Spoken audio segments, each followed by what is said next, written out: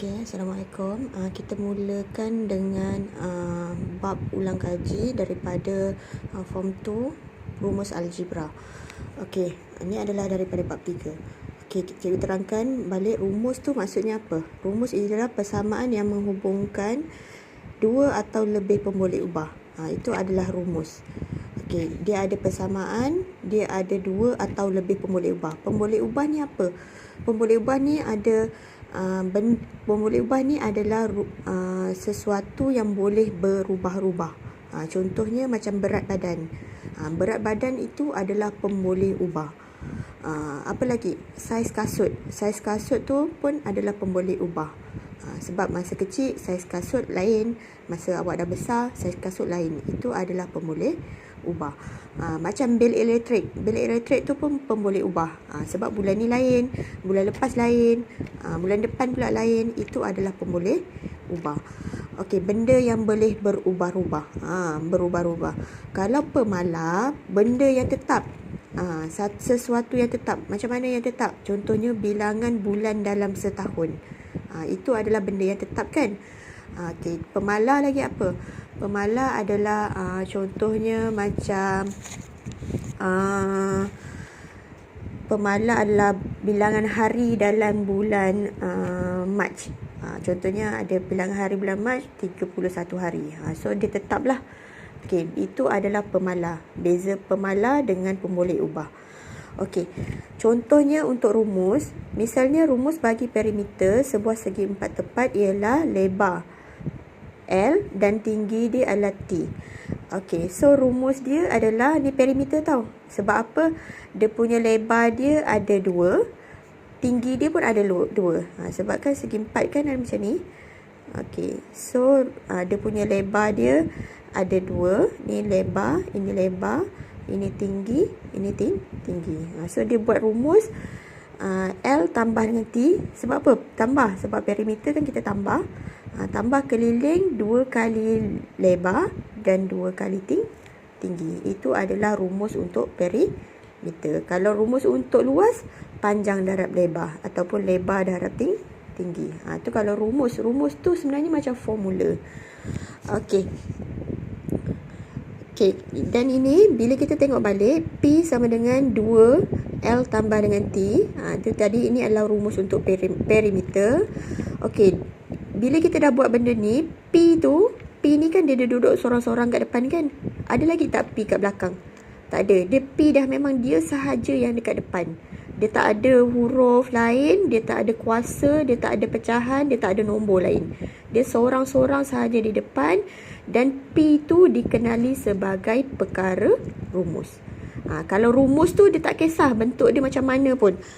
Rumus tu contohnya macam kalau dia 2P sama dengan 3X tambah 5Y. Ini nama dia adalah rumus sahaja. Kalau perkara rumus, ada perkataan perkara rumus, dia P tu kena sorang-sorang je. Kalau macam ni nama dia rumus sahaja. Sebab dia ada 2 kat depan ni rumus sahaja. Kalau perkara rumus, P ni mesti sorang-sorang kat depan. Okey, boleh. Untuk menukarkan perkara rumus, susun semula rumus supaya pemboleh ubah yang lain menjadi perkara rumus. Okey, ni nanti cikgu terangkan apa benda dia ni. Okey, untuk kita nak tengok dia adalah rumus ataupun tidak, contohnya macam ni. Okey, nombor Y adalah lebih 8 daripada X. So dia suruh buat Y dia perkara rumus. Y dia. So Y dia tu apa? Y adalah ni sama dengan lebih daripada nombor X. Maksudnya Y adalah 8 tambah X ataupun X tambah 8 lah. Y tu melebihi 8 lebih 8 daripada nombor X. Itu adalah contohnya lah kat sini. Okey, contohnya luas segitiga ialah separuh daripada hasil tapak dan tingginya. So maksudnya kat sini apa? Luas segitiga dia punya perkara rumus dia, formula dia 1/2. Separuh tu 1/2. Hasil darab tapak dan tingginya. Hasil darab tapak dan tingginya. Okey, tapak dia labelkan sebagai X, kita letak X. Tingginya sebagai Y. So jangan tinggalkan macam ni, kita tulis balik 1/2 X darab dengan Y jadi X Y. Okey, macam tu.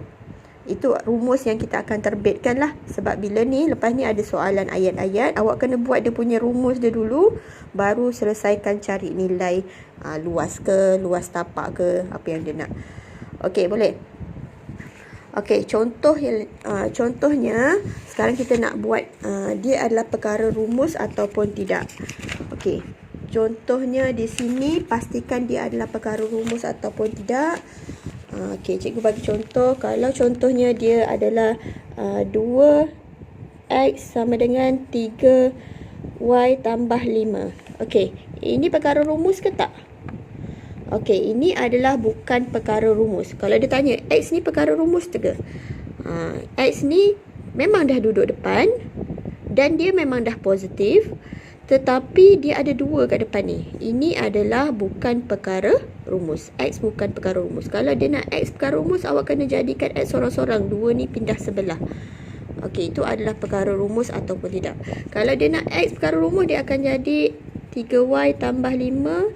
X 2 tu pindah sebelah, jadi bahagi 2. Macam ini dah baru perkara rumus. Okey, contoh lain. Kalau contohnya y sama dengan 3 x tolak y bahagi 5. Okey, dia tanya y ni perkara rumus ke tak? Okey, y ni bukan perkara rumus. Sebab apa?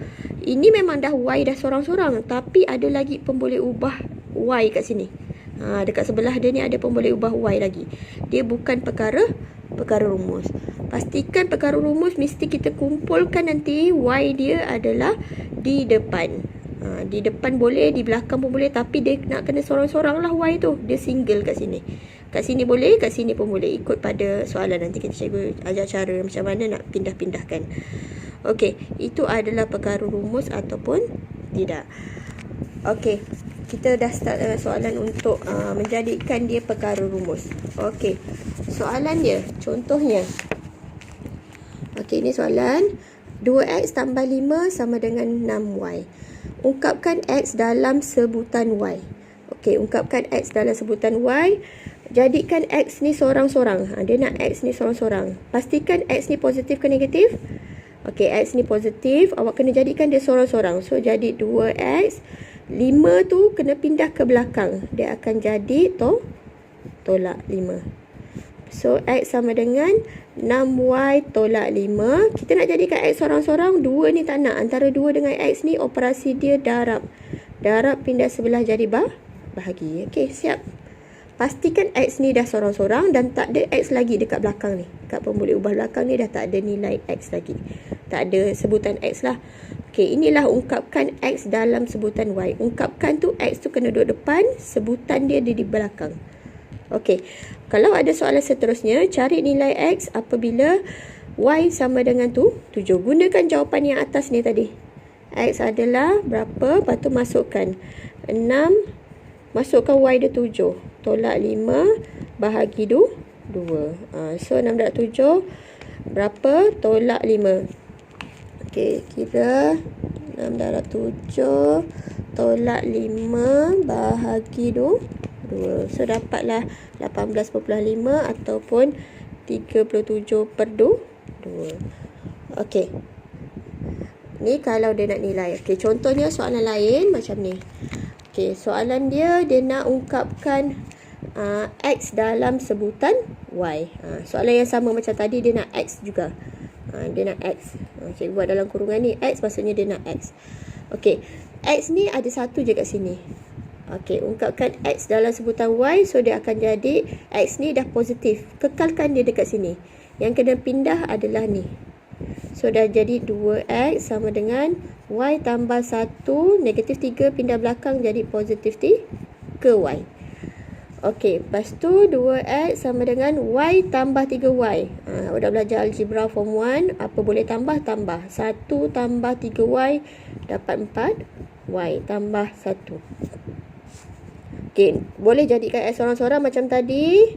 Bila 2 ni darab, bawa sebelah dia jadi bahagi. Okey, siap. Inilah jawapan dia. Pastikan x ni positif dan ungkapan kat belakang, sebutan kat belakang tu adalah Y. Dah tak ada huruf ataupun tak ada benda-benda lagi kat depan dia. Okey.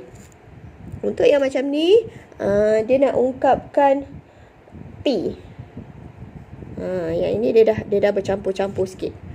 Okey, ungkapkan P dalam sebutan R. Okey, dia nak ungkapkan P. Kat sini ada P, kat sini ada P. Ada 2 P dia. Jangan awak ni bawa sebelah je jadi tolak lepas tu dah siap. Sebab ini ada P, ada P. Bila awak nampak ada 2 sebutan P, yang dia nak adalah ungkapkan P, tapi ada 2 P ni kanan kiri. Okey, setiap yang ada pecahan bawa naik atas dulu dia jadi darab. Okey. Nak jadi darab macam mana? Letak R, P tambah R sama dengan 1 tolak 4 P. Okey, macam ni. Bila dah macam ni, kembangkan. Okey, R darab P dapat PR. Tambah R darab R dapat R kuasa 2. 1 tolak 4 P. Okey, kat sini awak kena pilih. Ni dah susah sikit lah. Awak kena pilih, dia nak P, dia ada P kan.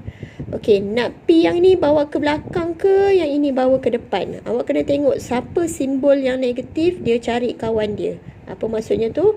Ni simbol yang negatif, cari kawan dia ke sana supaya simbol dia akan kekal jadi positif. Okey, yang ini pula pindah ke belakang. Pindah ke belakang, dia akan jadi PR tambah 4P sama dengan 1 tolak R kuasa 2. Okey, ni dah ada P, ada P. Tapi ni PR, ini 4P. Boleh tambah ke? Okey, tak boleh tambah. Tapi kita ada cara lain. Belajar dah form 2. Form 2 pula. Bab 2. Iaitu pemfaktoran. Ada P, tak boleh tambah, tapi kita boleh faktor, iaitu jadi R tambah 4. Ingat, pemfaktoran, keluarkan P. Okey, tinggal R, tinggal 4. Okey, dah nak siap. Antara ni dengan ni adalah darab. Pindah sebelah, dia akan jadi bahagi. R tambah 4. Okey, siap. Itulah ungkapkan P dalam sebutan R. Okey, cikgu guna soalan yang sama tadi. Soalan yang macam ni juga, tapi cikgu tukar dia punya 2x. Soalan tadi kita nak x, tapi kita nak y pula. Okey, kalau kita macam ni, kita nak tukar je dia jadi y. Okey, kat sini dia nak y. Awak kena pilih. Awak nak jadi ini pindah ke belakang ke, yang ini pindah ke depan, supaya y tu mesti positif. Bila kita selesaikan jadi y tu cantik lah. Dia positif kat dia sorang-sorang, dia cantik. Okey, kalau awak pindah dia ke depan, dia jadi negatif 3y tolak y. Dia akan jadi negatif 4y. So itu bahaya sikit kalau ada negatif-negatif tu. Okey, elakkan dia ada negatif. Bila awak nampak yang macam ni, yang ini dia kena pindah belakang. Sebab apa? Dia akan jadi positif. Dan satu ni kita tak nak, kita pindah ke depan. Jadi 2x tolak 1. Nampak tak? Negatif 3y pindah belakang, dia jadi positif. So y tambah 3y dapat 4y. 2x tolak 1. Okey, ni 4 dengan y ni darab. Bawa sebelah, dia akan jadi bahagi. Okey, siap. Biarkan macam ni pun tak apa. Kalau awak nak susun balik, letak y sama dengan 2x tolak 1 bahagi 4 tu pun boleh. Tu pun betul. Okey, boleh tak? Kalau macam ni tadi, kita kena pandai pilih. Pilih dia y yang positif, yang negatif, bawa ke belakang supaya 4y ni jadi positif. Kalau awak pindah ke depan, dia jadi negatif 4y. Nanti negatif tu kita susah sikit lah kita nak pindah. Boleh buat, tapi susah sikit nak pindah. Cikgu tak nak ajar yang